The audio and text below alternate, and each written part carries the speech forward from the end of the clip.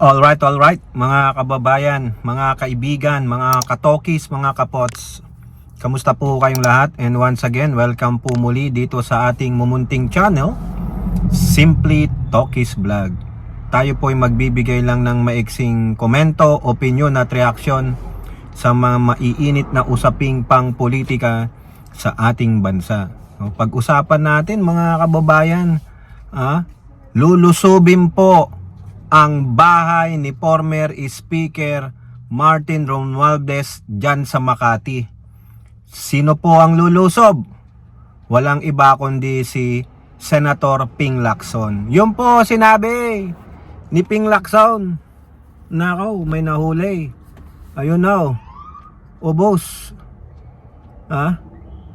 May nahuli. Agoy, napullover ito. Bakit ka napullover? May nahuli po mga kababayan. Siguro nakita nyo naman yun. Ayun yung nakaputi. Siya ang huli. Okay, so yun, nag-take time lang tayo.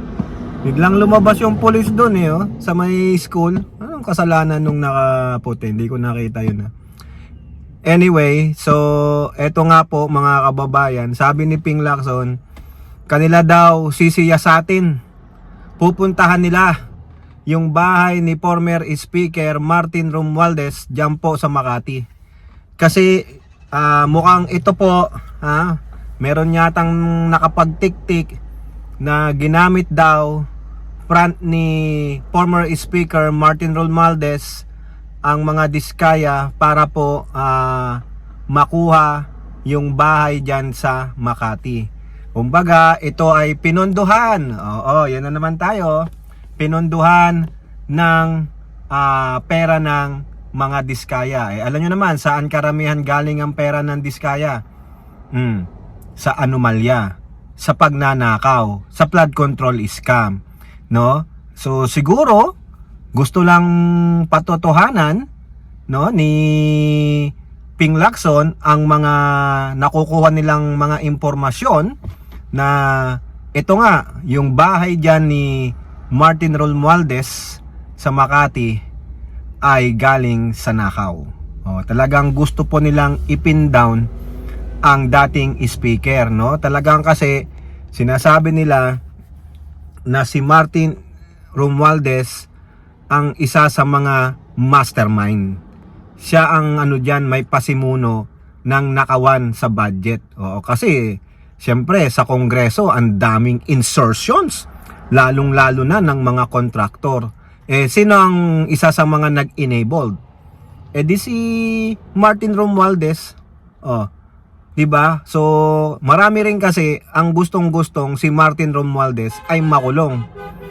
Lalong-lalo na yung kanyang yung kanyang pinsan na ang tawag sa kanya ay Bonjing. Yun ang masakit mga kababayan, Gusto po kasi ni Jaime Marcos na panagutin si Martin Romualdez. Ang problema base sa investigasyon ng ICI, wala silang nakitang link, Hindi po nila nakita na sabit talaga si Speaker Martin Romualdez sa mga ito. Ang tanging aligasyon, unang-una ay yung lalaking diskaya, si Pacifico.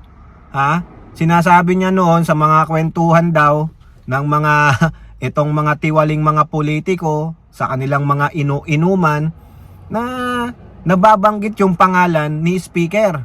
Pagdating niya naman sa Kongreso, nung time na siya iniimbestigahan, sinabi niya nga, wala akong personal dealings. Hindi ko po mismong nakausap ang former speaker. So nadawit. Pangalawa, eto na naman, si Gutesa, yung star witness di umano ng mga DD shit. Na mas credible daw si Gutesa. Paano magiging credible yon? Hindi nga niya sinundan yung affidavit niya sa DOJ. Bigla na lang siyang nawala.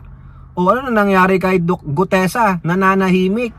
Pero ngaw-ngaw pa rin ito ng mga ngaw-ngaw na pilit na dinadawit si Speaker. Hindi po natin pinagtatanggol dito si Martin As long as na meron kayong matibay na ebidensya, yung mga witnesses ninyo hindi takot humarap. sa mga pagdinig. Eto, darating po ang pagdinig sa January 19. Itutuloy ni Ping Lacson yung flood control hearing na yan. Gusto niya na po talagang tuldukan.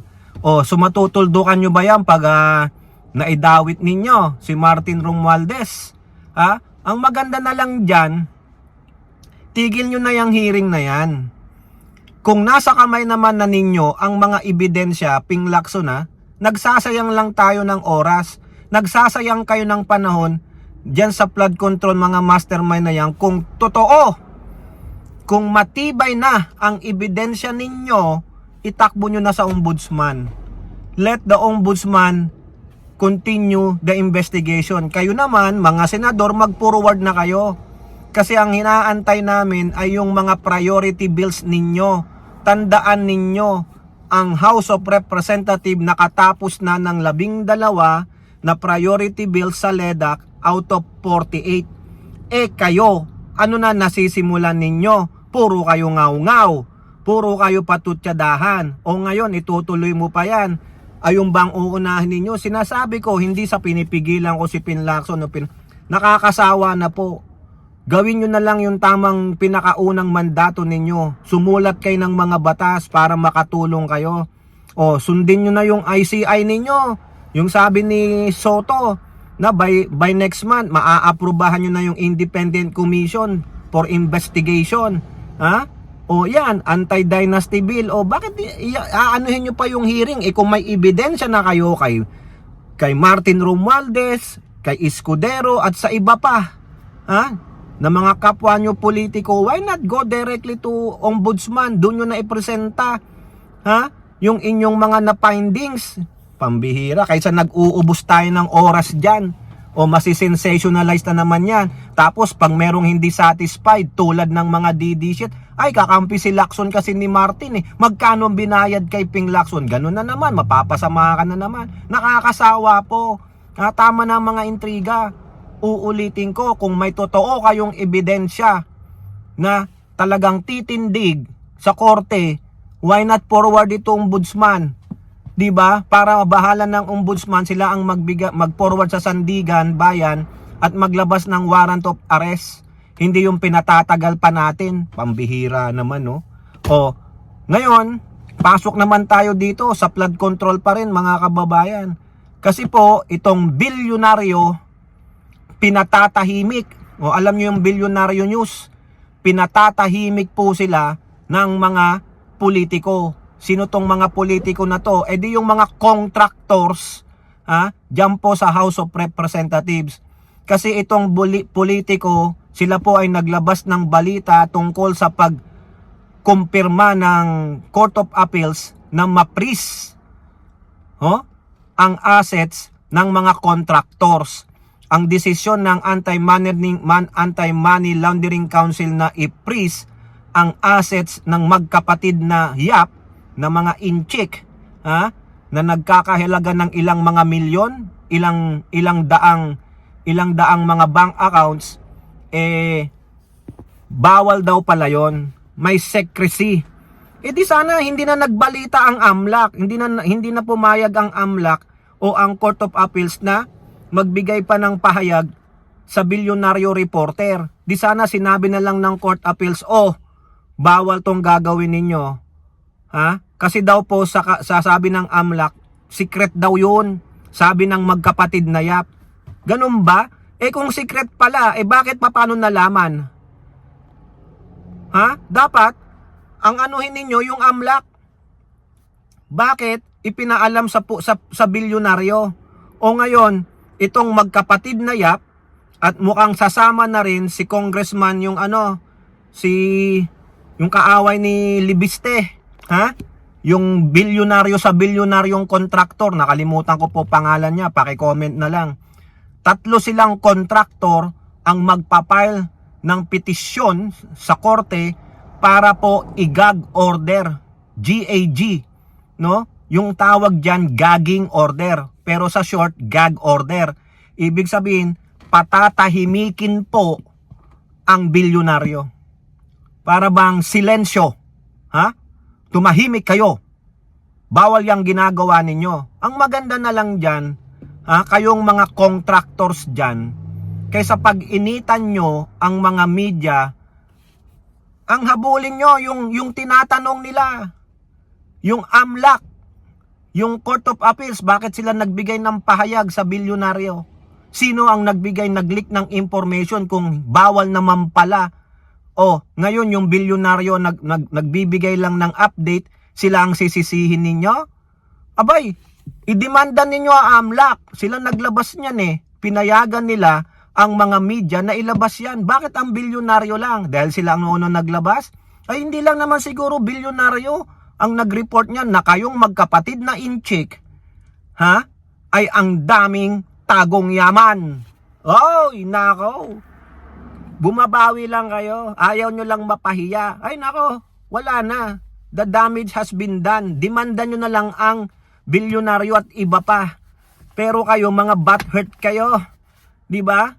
Hindi naman namin kasalanan na nalaman namin sa ulat ng bilyonaryo na kayo pala ay ganito, kayo pala ay ganito, kayo pala ay ganire. Ganon, mga mandarambong.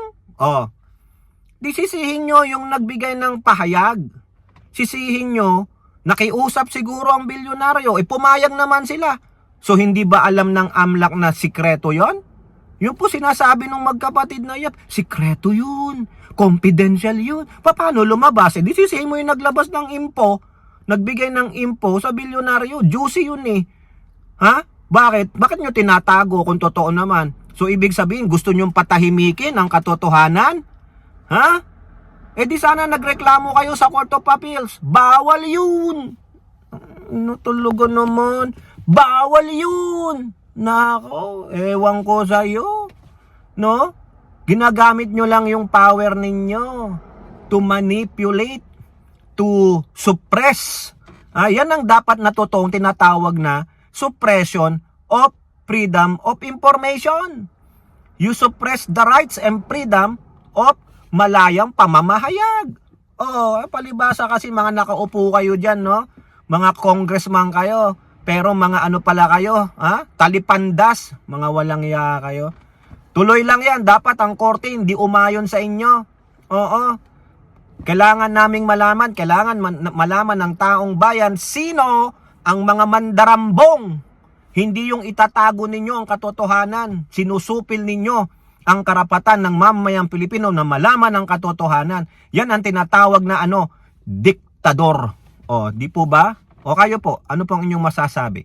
Comment down below and don't forget to like and share. Hope to see you in the next videos. Bye-bye. God bless.